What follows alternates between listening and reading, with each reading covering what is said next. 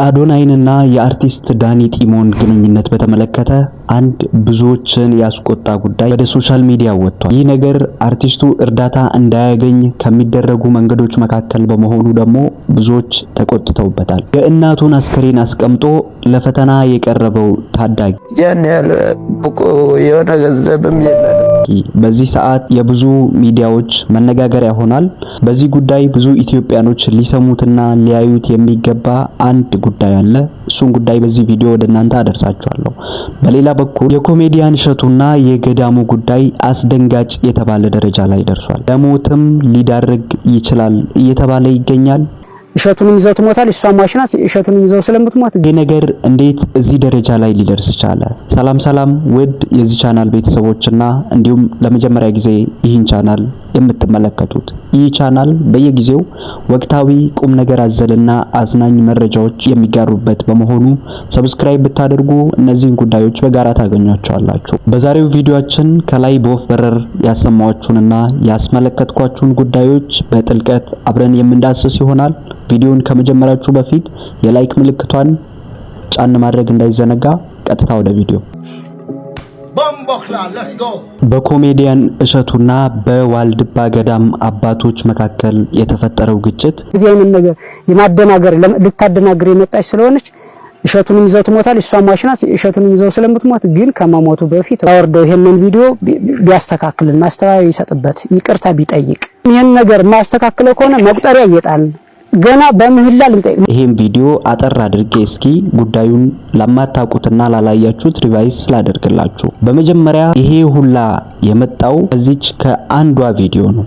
እቺን ቪዲዮ ልጋብዛችሁና እንመለስ። እሞይ እሞይ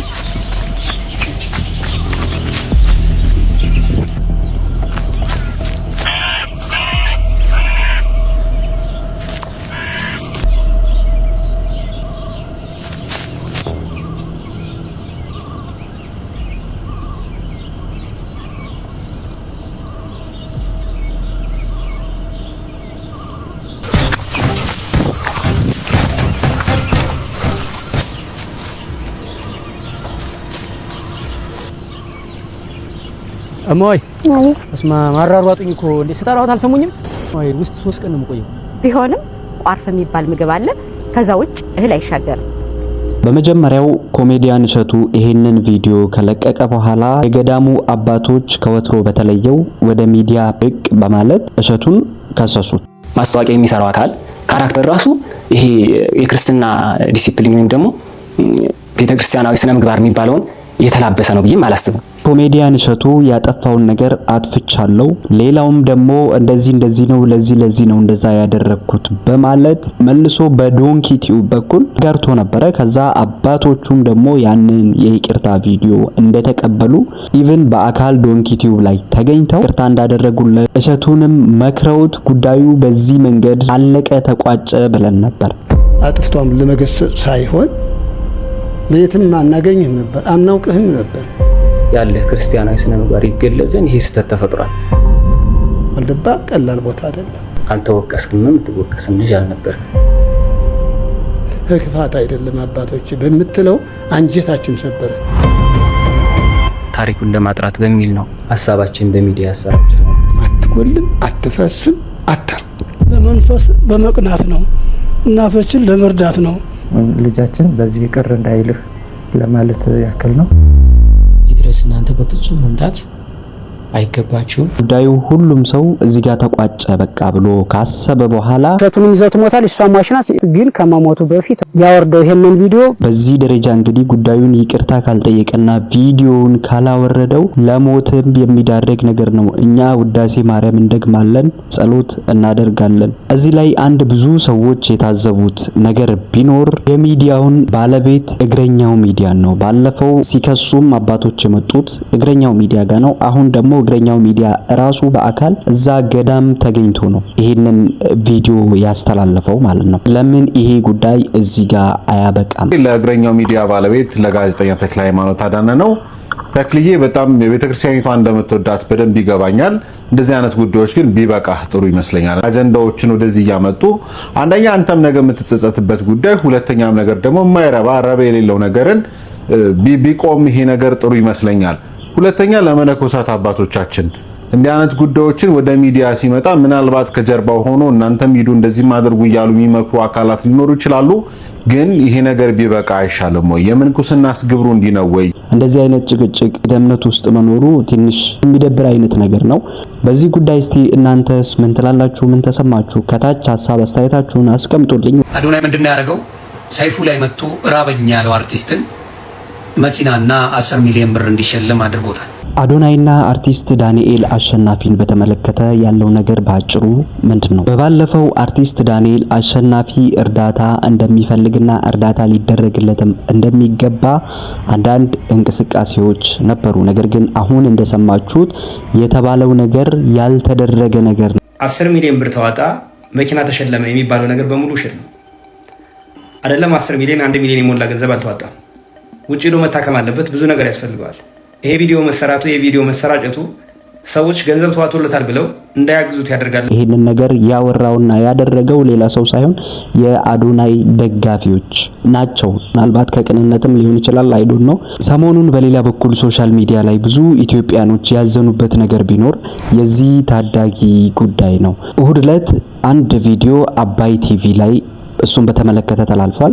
ባጭሩ እስቲ እቺን ቪዲዮ ልጋብዛችሁና እንመለሳለን ወደ ጉዳያችን። ያን ያህል ብቁ የሆነ ገንዘብም የለንም። መጀመሪያ ተነስቼ ለእነሱ ቁርስ እሰራለሁ። ከዛ በኋላ ቁርስም ከሰራ በኋላ ለእናቴም ትንሽ አጥሚት እሰራለሁ። ጠንካራ ልጅ ሀገር እንደሚረከብ ትውልድ ብዙ ነገር እንደሚያደርጉ ተስፋ አደርጋለሁ። እኔ ነበር ያስታመምኳት። እናት አባት ኖሮት የሚያድግ ልጅና በዚህ ሁሉ ፈተና ውስጥ ሆኖ ህመሙን የቤቱን ስቃይ ተሸክሞ እንደሚኖር ልጅ በጣም ብዙ ልዩነት ያለ ይመስለኛል። ከታመመች በኋላ አንድ ቀን ተጫውቼ ማራቀው የተቆፈረ ዲሻል እዛ ላይ ወደቀች። ያ ማታም የምትሞት መስሎኝ ነበረ። ማንም ሰው ተገበያ ነበር።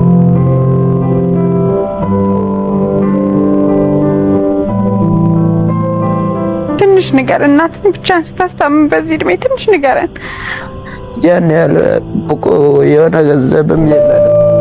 ነገር ግን ታዳጊው አንድ ለኢትዮጵያ ሕዝብ የሚያስተላልፈው እንደዚሁም የሚኖሩበትንም ጭምር ደግሞ ወደ ሶሻል ሚዲያ እንዲታይ አድርጎ ኖረው እንደዚህ አይነት ቤት ውስጥ ነው።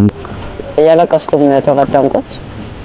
ከአስተማሪዎቹም እያገዙኝ ነበረ። በቃ ተማሪዎቹም አስተማሪዎቹም ሁሉም እያገዙኝ ነበሩ። ስለዚህ እነሱንም ማመስገን እፈልጋለሁ። እናቴን አጥቻለሁ። እኔ ሌላ ነገር አልፈልግም። እዚህ ጋር እንደምታዩት ቤቱን ቆርቆሮ ነው።